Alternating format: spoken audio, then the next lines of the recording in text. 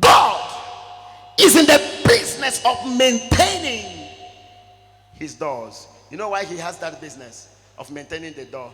Because man uses the door today and forgets as a tomorrow. Oh my God. Are you with me? Man uses doors and throws away the door, forgetting there is tomorrow. Hello? Peter passed through Jesus as a door to come out of poverty and enter prosperity. And Peter looked at Jesus as a door. He said, if I abandon this door, I will not be favored. I want to follow this door, to maintain this door. Oh, hey, yeah. Are we together? He said, I will follow the door that gave me peace. Not only will I follow the door, I will maintain the door. That is the reason why Peter swore. He said to Jesus, if everybody deny you, me, I will not deny you. Because I know where I'm coming from. I know where I am now through you. And I will never abandon you. Hey, Peter said, I want to show a difference. I am not part of those that take advantage of doors and abandon those doors. There are some people you helped, and today they are number one in gossiping you. Are you hearing me? They act as if they don't need you tomorrow. But when God uses you, he maintains you, because God also needs you tomorrow. Are you hearing what I'm saying? After God used Jesus as a door for salvation, he raised him from the dead. When the devil said, I got him, God raised him from the dead, because God still needed Jesus to fill the earth with the Holy Ghost. There was a need for Pentecost, and until Pentecost, Jesus cannot stay in the grave. He needs to come out of the grave. There is a Pentecost ahead of Jesus. Do you know why you cannot be in the pit? There's a Pentecost ahead of you. Oh my God. There is a Pentecost ahead of you. That's why you're coming out of poverty. You are coming out of limitation. You are coming out of limitation. There's a Pentecost ahead of you. God is still in need of you.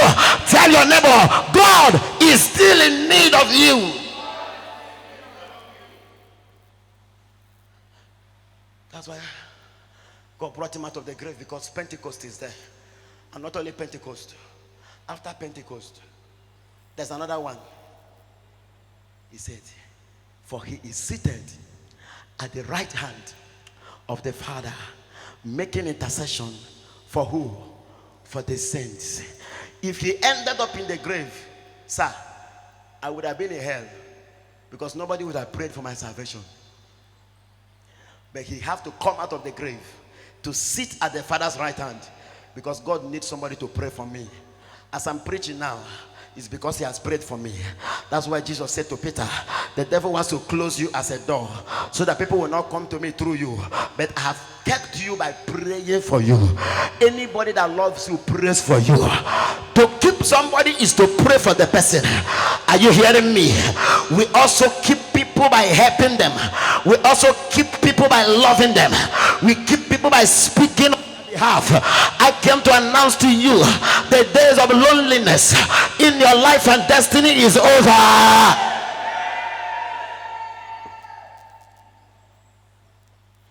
Somebody say, I will not close up. This is why when they threw Shadrach, Meshach, and Abednego into the fire, and God appeared in the fire and said, this is my door, it can't burn to ashes. If they set that door on fire, through which other door will God pass through to make himself known in Babylon? And God appeared in the fire and said to the king, you are toying with my door, you are tampering with my door. That's why after God forgave Nebuchadnezzar for that offense, Nebuchadnezzar sat down in his house one day and said, by my power I have made Babylon what it is. And God got angry, and God said, today you will know that I was the door through which you passed and became a king. And God turned him him to a dog for 7 years. He was an animal. A man became an animal. And the Bible said the hairs of his body grew taller than that of a cow. I mean, than that of this Italian weavon. I don't know what to call it. Is it Brazilian? China weavon? I don't know. Now you know the name. The hair of Nebuchadnezzar was taller than weavon. Are you hearing me? He became a dog for 7 years, and until he realized that God is the one that made him a dog and he must submit to God. That was when his throne was restored back to him. Anybody that uses God and despises God ends up as a dog, as an animal, forgotten and abandoned.